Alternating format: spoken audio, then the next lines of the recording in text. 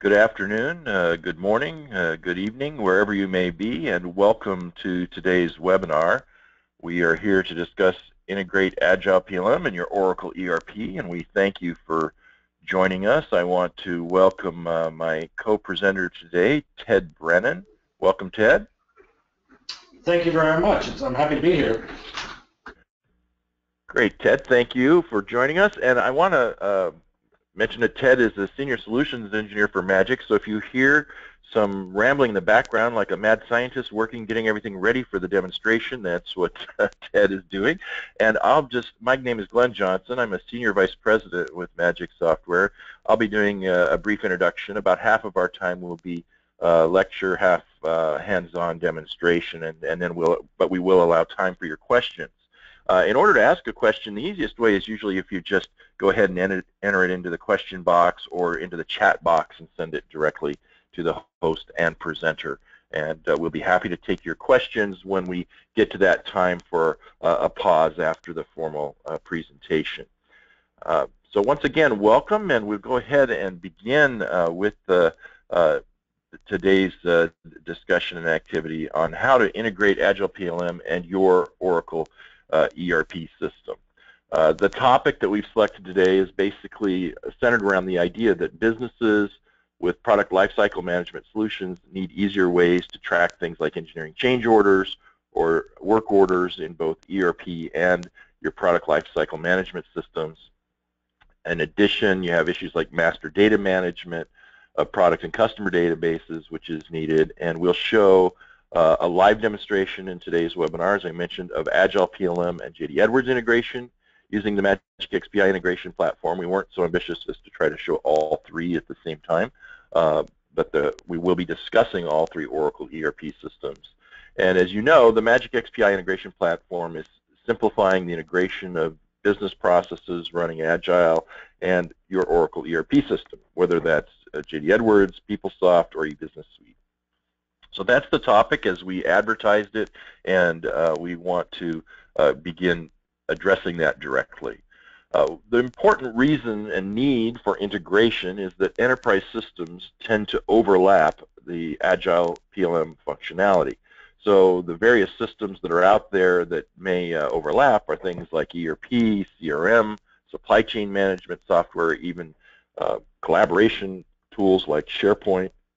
Human resource management systems may have some data overlap and information need for sharing with PLM, as well as MRP, e-commerce platforms, and others.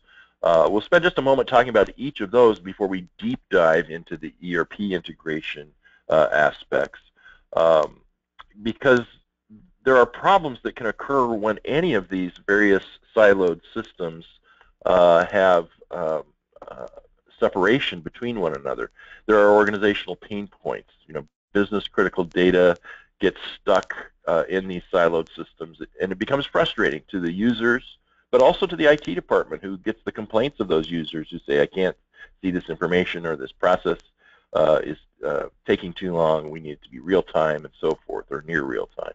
And so you have these disconnected teams, and what they end up doing is resorting to these ad hoc processes. They're inefficient, they're unreliable, emails go everywhere, spreadsheets go everywhere. It can become problematic. And decisions then sometimes are based on inaccurate data, and they result in problems for your organization, like a loss of competitive advantage. So in the majority of organizations, we're finding that business users don't have direct access to important business data because they're not using all of the systems that are involved in a particular business process. So business processes get stalled, they get in limbo between systems, and they require intervention. And so that's what we'll be addressing today, is how you can overcome these barriers. Just a note about Agile, of course, it's a product lifecycle management solution. So it's designed to deal with all of the business processes and data touch points related to products, from the conceptualization to the design and development and prototyping of those products, to the launching of the product, ramping up for manufacturing production cycles, and then, of course, service and support, and even things like phase out and disposal. So a true life cycle management process is considered to be this kind of solution that goes around the clock. Now, when we look at the need for integration, what we see here is that there are various systems that are sort of behind a brick wall, if you will, that are not integrated directly to PLM, including even your Oracle ERP systems, which we'll be talking about today, but also these other systems, the CRMs and so on. So as we look at how to integrate, we see a number of key business processes that sit in between these multiple systems. We'll be talking about ERP, including things like new items, change orders, inventory on hand, CRM systems that may have customer service or master item database information, pipeline and forecast information. HR systems have things about staff procurement, labor efforts on work orders, resource allocation, workforce products, and so on. Supply chain management may need engineering change order synchronization in a bidirectional manner, bill of material synchronization. MRP systems obviously can overlap with bill of materials, inventory control, basic scheduling, and e-commerce systems need to access your master item data. They need to know about your products and all kinds of other social loops that may be helpful from a product management standpoint. And then you have SharePoint, where you may have your non-PLM users who are wanting to be able to search and browse items, bill of materials, collaborate with team members, and so forth. So there are a number of these overlap points. But I think the most significant one, the one that most people are wanting to solve, relates to ERP. So let's go specifically to that. When we look at Agile and EBS or other ERP systems, what are the common kinds of data mapping challenges that we face where we need integration? We can look at Agile and its part document structure and how that relates to an item in an ERP system, how an engineering change order, manufacturing change order, an SCO can relate to change in the ERP system at a high level. As we look at it on a more detailed level, what does that mean? When we're mapping between Agile and an Oracle ERP system, then in Agile we may have very specific field names and structures related, for example, to the part number. In Oracle ERP systems, it's sometimes called an item number, depending upon which system you're using. The description or item description, and this information it typically will be moving from Agile to the ERP. The item type, the subclass or catalog category, as it's sometimes called in ERP systems. The life cycle phase or item status. The manufacturer or item manufacturer. The part manufacturer, part numbers, and so on. So this information is moving from Agile to ERP, but from ERP to Agile, as it relates to parts and documents, you have things like unit cost, the availability to transact, on-hand quantities, and reserve quantities. So these are some of the key data fields that need to be mapped between systems, and business processes need to be triggered related to that. In the terms of the bill of materials structure, you have 5 basic pieces there: item number, quantity, the find number, the reference designator, and the site. Then coming from the ECO is the effectivity date, which can be a bidirectional piece of information. So bill of materials information typically is moving to the bill of materials structure. The assembly number is coming from the part number up above, but the details are coming from the bill of materials data structure in Agile, and then the ECO information also relates to the bill of materials structure in ERP systems. So this is an example of a data mapping for parts and items that might need to take place.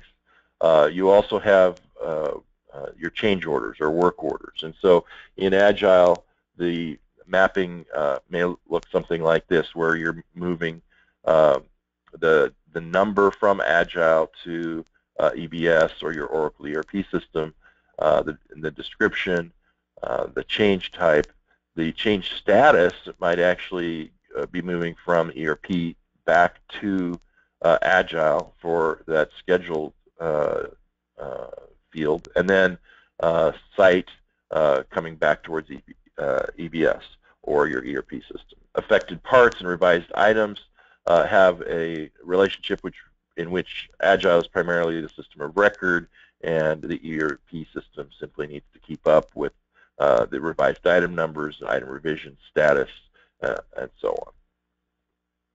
So between your Oracle ERP system and Agile, there are a number of touch points. We just reviewed examples of some of those. And so when you're running Oracle ERP and Agile PLM in the same organization, there's a need to intermediate application programming interfaces in order to allow real-time and asynchronous business processes between systems. So interfaces between systems help to manage ECOs, work orders, bill of material, master item data, and other processes. So this is an important overall concept. As we look at individual systems, let's talk about E-Business Suite specifically, then about PeopleSoft, and finally about JD Edwards. So what are the best methods to work with Oracle E-Business Suite? Here we find the Oracle SOA Gateway web services are ideal. With EBS integration platforms, you could also look for the option at times to work with the Oracle XML Gateway. But basically, these are the best ways to get information in and out. And so an integration platform needs to work with these web services, with the XML, be able to do basic CRUD operations. And it should have business process modeling and orchestration capabilities, the ability to do the automated data mapping and transformation, and then monitor these processes as they're taking place with security in place, scalability in place, in a manner that's SOA compliant and has support for mobile if you're looking at mobile options for any of these business processes. As we look at PeopleSoft, PeopleSoft also has an API so that we can get information in and out. It depends quite a bit on the version of PeopleSoft that you're using, of course, but most people today are going to be using the PeopleSoft integration broker, since if you're on a version since 8.4, and that's going to be where we hope most of you are. If you happen to be on an older version, then there's the PeopleSoft component interface that supports Java, C, C++ modules, COM, and web services interfaces at some level. And even older versions, we can use the PeopleSoft application messaging approach for integration, which, depending, again, on the version number, XML and flat files are supported there. So there's always a way to do this, regardless of the version that you're on. But most of you will be using the PeopleSoft integration broker. But all that's doing is just, speaking French. You still need to translate it into the Spanish that Agile speaks. So there's that intermediation that's required between the systems. So the ideal API, obviously, is going to be that more modern one, the PeopleSoft integration broker, which is following SOA principles. However, the application messaging tools are just fine as well. They work. They just require probably a little more effort in terms of discovery when you're working with those. So again, a platform here that's going to deal with PeopleSoft needs to have that strong support for web services and XML, be able to do those CRUD operations, and the same kinds of things that were required for EBS. In this sense, the requirements are very similar, whereas when we talk about JD Edwards, we'll see that the requirements are quite significantly different in a couple of key respects and then similar in the other respects. So JD Edwards also has an API, and of course it depends on which version you're using. JD Edwards World and Enterprise 1 both support interfaces and integration through a variety of methods depending upon your tools release version. So with JD Edwards World A7.3 and above, there are Z files and processes, which is a proprietary flat file format. Most of you, I'm sure, are using JD Edwards already be familiar with that. And it was preserved into the later versions, but it's really the only way other than direct database access, which is never recommended, to integrate in the earlier versions. Then you have with JD Edwards World in the 9.x, you're supporting some business services as well as the Z processes. So business services aren't universally available, so you just use them in where you can. With Enterprise 1, 8.x and above, it's supporting business functions, the BSFNs, and this is the preferred method of integration for JD Edwards. It also supports Z files and processes, which at times might be appropriate when you're dealing with straight flat file work for some reason. So the best methods to work with these JD Edwards APIs, as I said, the business functions and sometimes those Z processes for flat files. So here the requirement is different because instead of saying web services is the primary requirement, it's actually the business function interface that's the primary requirement. And depending upon the situation, that may involve some Java, it may involve some web services, but there's also need to work with XML. On some platforms, you may need interfaces to other things that are going on in your environment via RPG, COBOL, and so forth.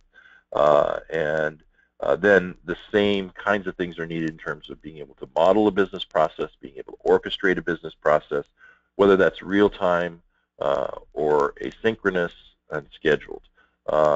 And we'll talk about that briefly in a moment. So our solution for all of that, which Ted is going to show us in just a couple of minutes, is the Magic XPI integration platform. So Magic XPI is this integration platform that acts as a hub that sits in between all of your various application environments, whether they're in the cloud or on-premise. It utilizes a wide variety of API controllers and components and adapters and services and methods. There's over 100 supported methods, components, services, resources, and so on, that really literally open the gateway to thousands upon thousands of business applications that utilize those for their APIs. So whether you have a specific component that's written exactly for your ERP system or you have one of these API tools, you really have a great way in and out to speak to that Agile system, which is speaking French, and the ERP system, which is speaking Spanish, or whatever it was I said the first time, so that you can use its API. But then the platform itself does the translation, if you will, does the data mapping, the data transformation, applying business logic and business rules as you go. So this really streamlines your business processes. Magic tries to provide this open, collaborative way of working so that you achieve, from a business analyst standpoint, full transparency between your applications, your databases, your platforms, and you're able to securely control and monitor your business processes, dealing with the various layers of those underlying applications, the data, the logic, the interface.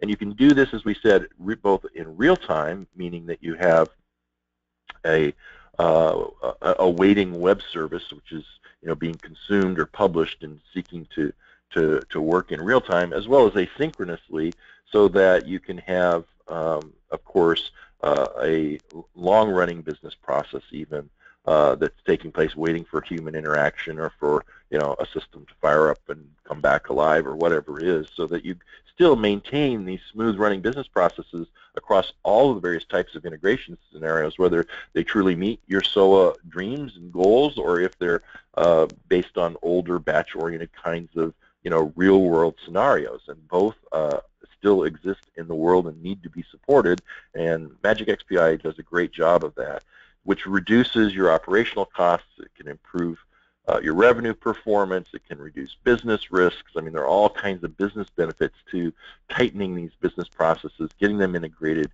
in the most efficient but also the most thorough way possible. So we do this with a code-free, metadata-driven integration studio. It's very visual, drag, drop, and configure, as Ted will show you.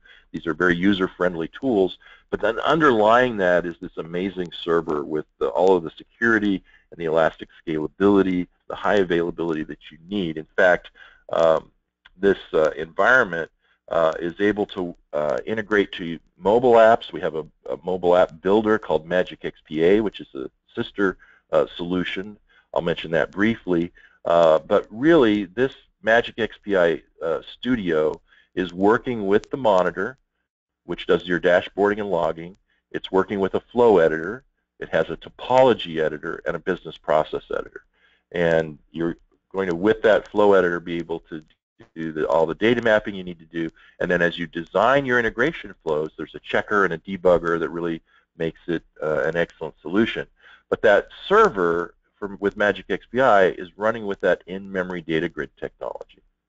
And so that means that with the Magic XPI 4.0 and above, we're built on top of an in-memory data grid technology which provides fault tolerance, redundancy, and scalability to deal with the flood of integration data. So just think of this array, if you will, or this grid of processing and memory, which is co-located together to handle in a scalable way all of your business processes. And if one of those available spaces of memory and processing were to fail, it's redundant. So it can just be picked up by the other one and run as you're running these various processes in parallel or in redundancy to one another. You get the scalability and the high availability that you need.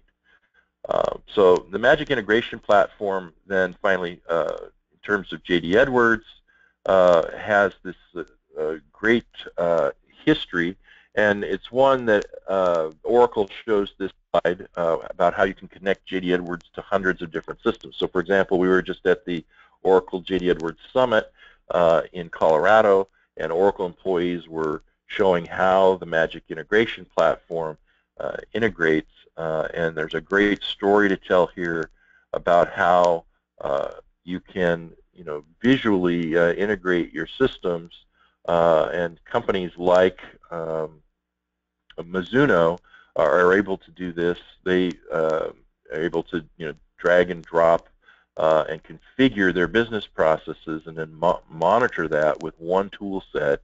And when it comes time to upgrade, those processes are preserved. So regardless of where you are in your upgrade process with J.D. Edwards or PeopleSoft or E-Business Suite, the great thing about taking care of your integration now is that it continues to work. It survives the upgrade because it's loosely coupled as opposed to hard-coded.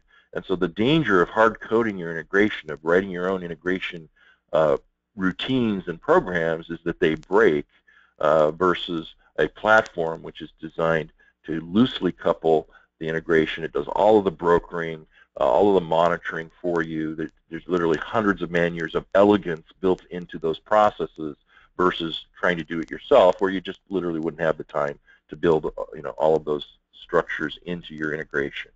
So people like Tim Whitlock at Mizuno are proud of how their integration kept running with near zero effort when their upgrade took place, in their case from 8.1 to the 9 in J.D. Edwards Enterprise 1. So exciting stuff. As I mentioned, and I'll just say this briefly, Magic offers a mobile integration platform as well. So if you can visualize your need for a mobile app that accesses Agile PLM or ERP data or both, you want that custom mobile app in the hands of your people so that they can just, while they're on the go, provide some quick input, and then the business processes and those back-end systems can continue on as if the person had been providing that little piece of input from their desktop application. That's fantastic. And so we accomplished that using the Magic XPI integration platform that we just talked about, but then added to that is Magic XPA, which builds these beautiful mobile apps which can be deployed to either iOS or Android, wherever you want in terms of smartphones or tablets. So that's exciting news too, to have that available. In fact, Gartner speaks very highly of this, puts it into the category of what we call rapid mobile app development, and we're seeing a lot of our Oracle customers accessing these capabilities on top of their Oracle applications. So as I hand off to Ted here, I'm just going to say a word about Magic Software. We are a company that empowers customers around the globe with smarter technology, trying to remove barriers, just like we've been talking about today, to business performance and systems integration. So we're global. We provide both the application development and the business integration platforms. We have over 30 years experience doing this with innovative technology. We're very focused on your business needs. And so as a company, we were established in 1983. We're traded on the NASDAQ stock exchange. We're in more than 50 countries. We have 15 offices that serve those 50 countries. We have over 1,300 employees. We have over 3,000 business partners, millions of users. And we take this approach to providing this smart technology so that you can future-proof your business, so that as those upgrades come along, things keep working, so that you can work in a collaborative fashion to accomplish your business goals, that you can work from a platform orientation as opposed to a manual programming approach. You can deliver across multiple channels in a very scalable environment, and you can have your always-on mobile solutions. So that's the formal presentation. I want to thank you for your attention there. And now what I'm going to do is change presenter to my colleague Ted, and I got to make sure he's unmuted as well, or else we won't be able to hear him. So Ted, I think you're unmuted now, and we'll just ask you to share your desktop and show us what you've got. I actually see it now. That looks great.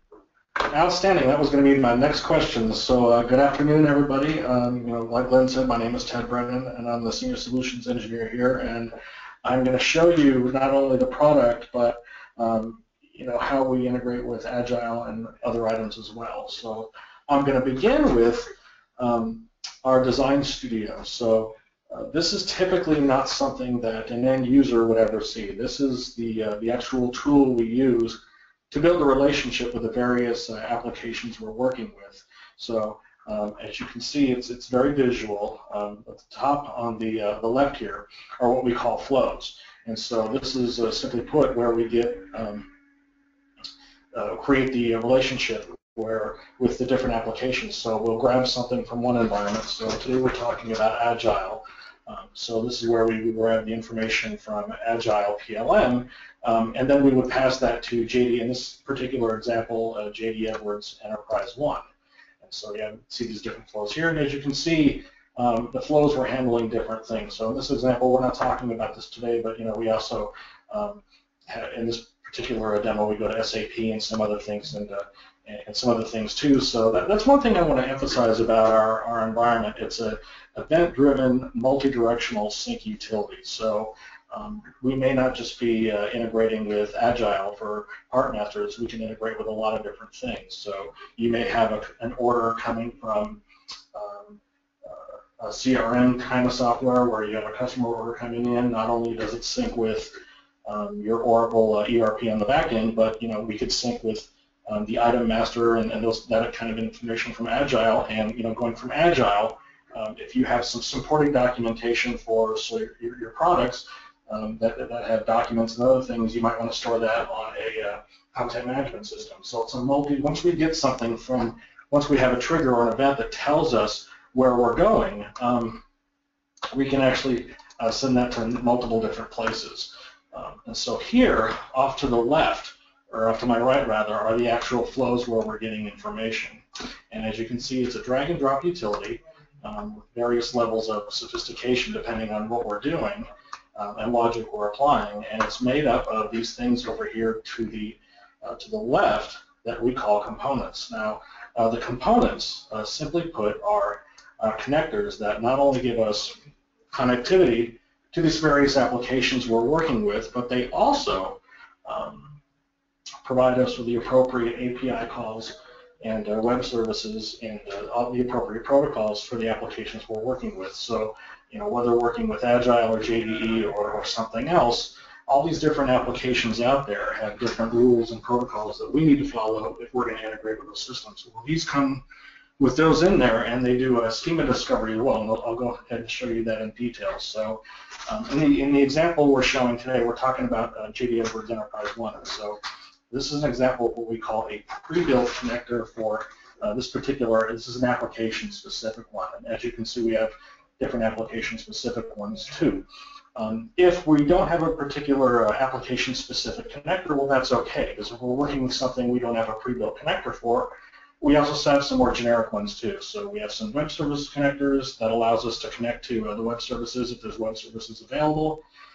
We have a generic HTTP and XML connectors where we can build and consume our own web services.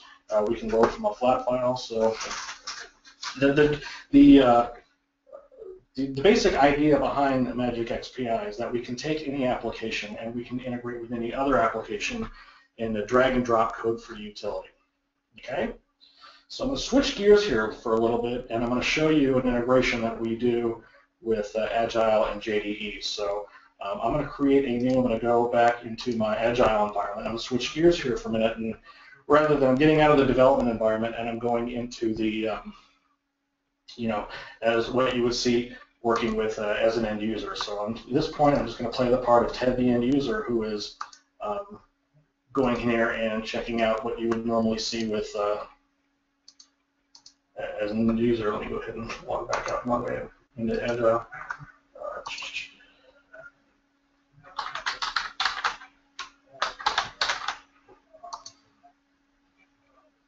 Okay, so here's my Agile environment, and if I crawl over here, I go back over to my item master. Here's my item master in JDE. So what I'm going to do is I'm going to create a new item in Agile, as I normally would do, and then I'm going to sync that back over to J.D. Edwards Enterprise 1.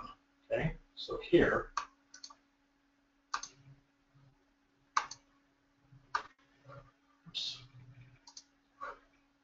okay, so I'm going to create a new part number here.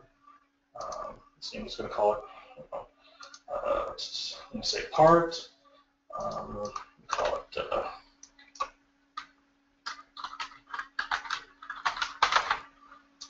JD test. Just add some information in here, and go ahead and save that.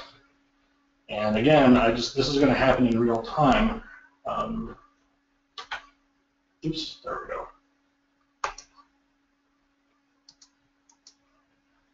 Okay, I'll go back here and edit this, and I'm going to create a new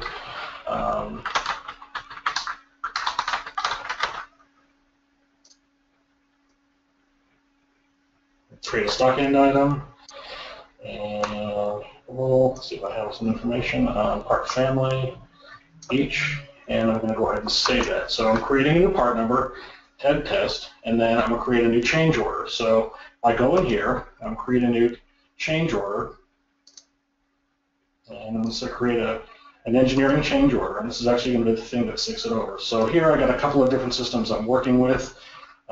This is a demo environment, so this is just the different things that I can work with. I'm going to work, in this particular example, I'm working with JDE 9.1. I'm going to go ahead and save that and change category.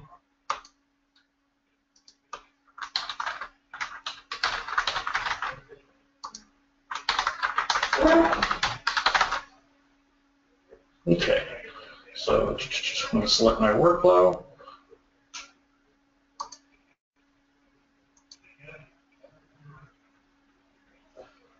I'll go ahead and save it.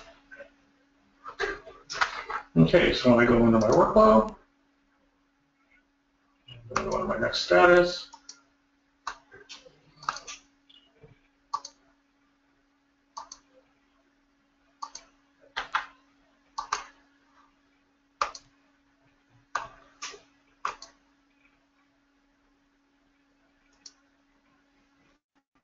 Okay, so that should be test. So I go back into here.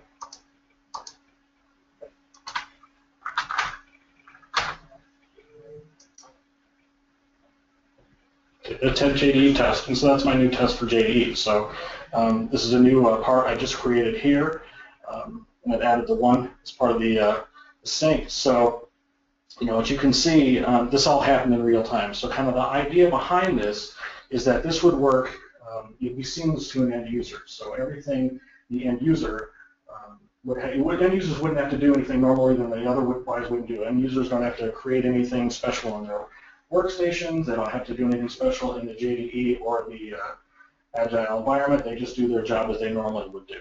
Okay. So the idea is that it be seamless to the end user. Okay, and that works as a service, Windows service in the background. I'm going to talk a little bit more about that in a sec. But here I'm going to go back, I'm going to switch gears back again. I'm going to go back into this JDE environment, and or I'm going to go back into my Studio Master, and I'm going to show you kind of how we build the different relationships we're working with. So this is actually the demonstration I just showed you, and here's a good example, and I don't want to go detail by detail in the interest of time, but I want to show you how we create the relationships between the various applications we're working with, and show you how easy it is to build something like this. So here, I'm using a generic FTP to read and get the list from Agile. So we could have done this in a number of different ways. So we could have built our own web service to get this. We could have used the built-in web services with Agile. In this particular example, it looks like we're just reading a flat file for an FTP. There's a number of different ways to do that. And typically what we do with any of our integrations is we will go ahead and pass that to a variable that allows us to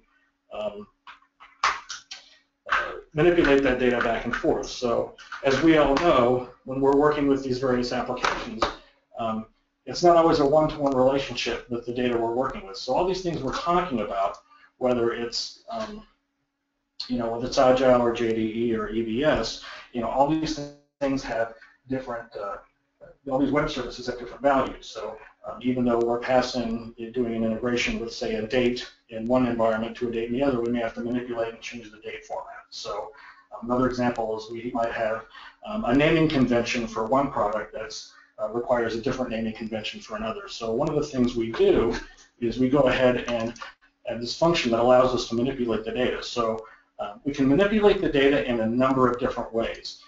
We can grab it as an XML, and we can strip all the XML header and information, and we can save the appropriate variables and manipulate them that way, or we have different function calls we can use as well. So here is our source and destination for our data mapper. So this is where we do most of our work. So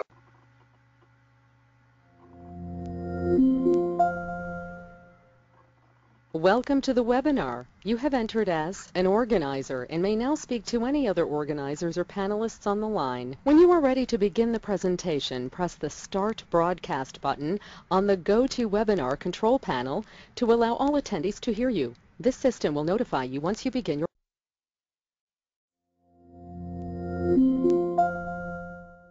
information with my mappings, and my destination mappings over here. So simply put, if I want to take something from grab from one environment and pass it over here, I can just do that accordingly. So it's as simple as drawing a line. Now, probably wondering, in addition of the multiple different ways we can manipulate the data, we also have these little function calls here. So when I open up this destination thing, I can open this up and I have a couple of things. I can create conditions to pass that data based on certain conditions, and I can also apply some coding principles and some functions to that as well. So here I have a list of different functions that I can add to a variable, and I can go ahead and manipulate those variables that way. So those of you who are familiar with VB.NET or SQL, some of these will look pretty similar.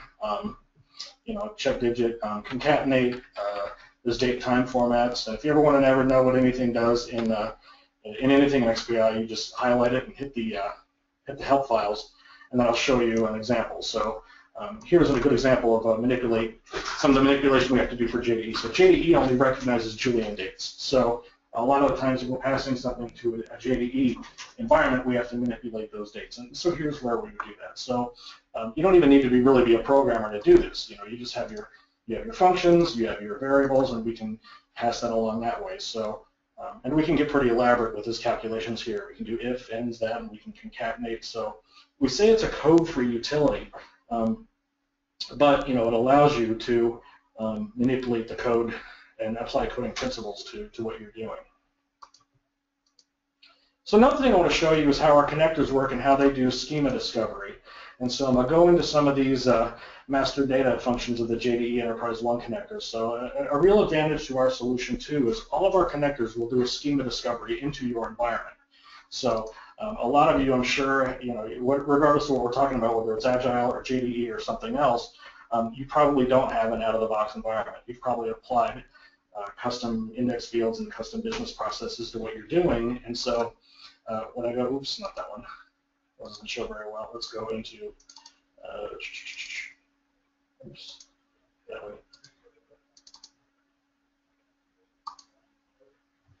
Okay, I'm looking for one that's set up in a certain way.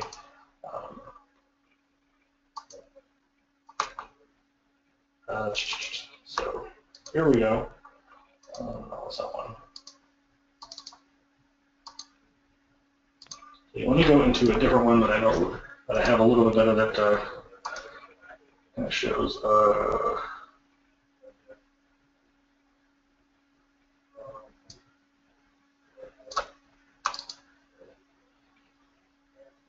Here's one I have set up that shows the mapping a little bit better. So here,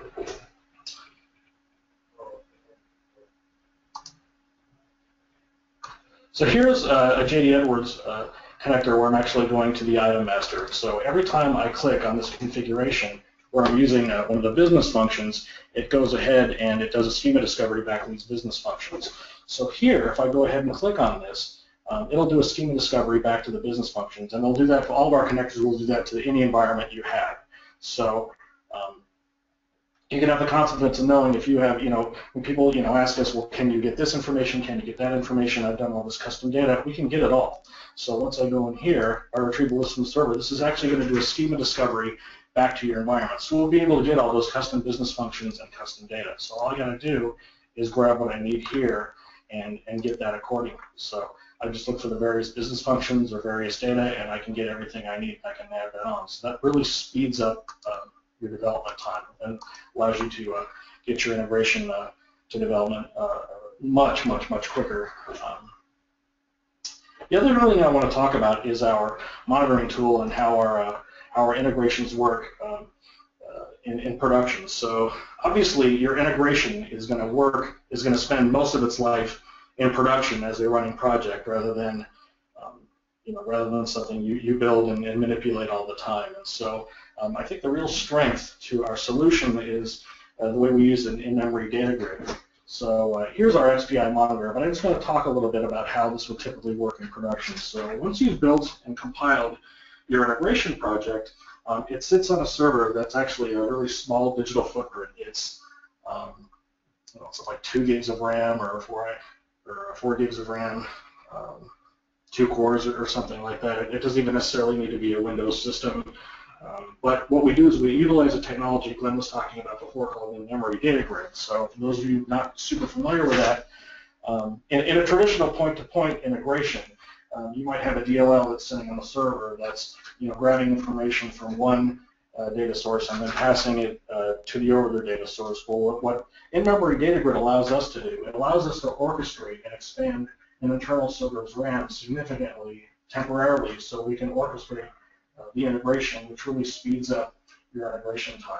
And in addition, it also comes in with built-in active-active clustering that allows us to utilize the power of several different servers together. So unlike a traditional point-to-point integration, if you've got a DLL that's sitting on a server someplace, if that DLL becomes corrupted or something happens at server, your integration goes down. Well, here, by utilizing the in-memory data grid, we can go ahead and, if one server goes down, the other one just picks up, and your integration keeps rolling.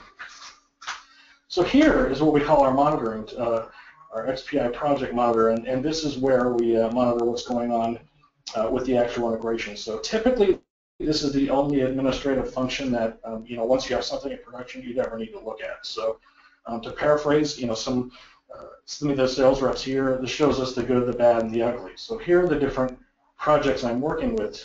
I'm only have one operating right now, and if I open this up, I can see everything that's going on with this integration. So through our utilities, not only can we pass messages back and forth that let us know what's going on with this particular integration, I can also pass application-specific error messages. So typically, if we have a traditional integration where we may want to handle a lot of that in code, but if it's something we can't handle in code, or if for some reason you want to have that passed to an administrator, we not only pass our own internal error messages, but we can also pass application-specific one as well. So if there's some specific application message that's returned from Agile or JDE or something else, we can pass that message, a specific error message, directly to the administrator, and we can go ahead and, or the monitor rather, and we can handle it that way, and it allows the administrator to have some better information. In addition, we can also pass the actual data that we pass back and forth in an integration. So unlike a typical point-to-point integration, once something's passed from one environment to another, the variables have been disposed and you no longer know exactly what was passed. So with this, we can go ahead and capture that XML and keep it, and going down the road, if we want to see exactly what was passed at one given time, we can go ahead and we can, I think this is going to be one of them, I can go ahead and open this up and see exactly what was passed back and forth during an integration. So, obviously when we do our coding, we do our very best to handle all the exceptions, but, especially in the beginning, sometimes things happen and we want to be able to see exactly what was passed. So here, I can go see exactly what was passed between one application and another. So as you can see, this is a very powerful utility that we say it's code-free, but we allow you to apply coding principles to your projects, which allows you to really speed up your integration projects. So Glenn, that's really all I was prepared to show today. Thank you, Ted. I appreciate that, and I think now is the time when we will open it up for questions. So if you have a question, please type it into the chat box, send it to the host and presenter, and we'll get started with that. While we were working, we had a couple questions come in. Will Magic work with J.D. Edwards on the IBM I? Oh, absolutely. So let me go back to the different connectors we have. As you can see, I think we have the IBM the I connector. I think it's here that we can also, we have, besides the J.D. Edwards and the World connectors, we have the I connectors, and through the command line interface we can get to RPG or COBOL or whatever you need to do. So absolutely. Okay, great. And another question, do you do the implementation of the integration, or do you have training, or how does that work? The short answer to that is a good question. Both. We can work with you in your business process, whichever you require. We definitely offer training to our partners and to anybody who implements the product. Or we can be your implementation team. Typically, we have some training, but we offer a 4-day here course in California, which is, I can tell you from my personal first-hand experience and just looking out my window, is a beautiful place to do some training. And we can, depending on the needs, we can do it according to your we can get some specific training to what your integration points are going to be. So if you're working with JDE or ABS, if we're training specifically your team, we can focus on those things a little bit more. A lot of our customers, they want us to do part of them. Typically what we'll do is we'll do one integration project, and your engineers can shadow us, and then usually they have enough information to go from there on. So it just depends. We definitely work with your requirements and your business processes. Yep, we're not shy. We'll use that weather envy anytime we can. Thanks, Ted. Also, how much EBS detail will you go into in the training?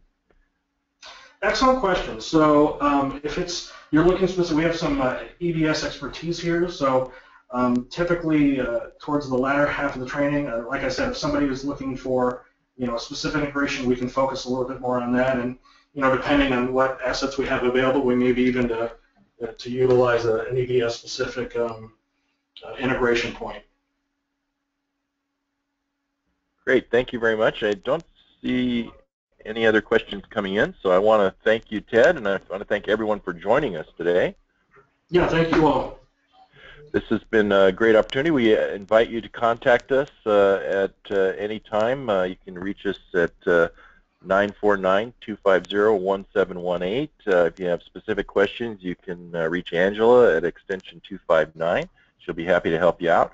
Or if you just want to send us an email at info@magicsoftware.com, or just navigate to that website, www.magicsoftware.com. There's plenty of information there. We have information for all of the different applications and use cases we've been talking about today. Today's webinar was recorded and will appear later on the website. So we thank you for joining us and have a fantastic day. Thank you.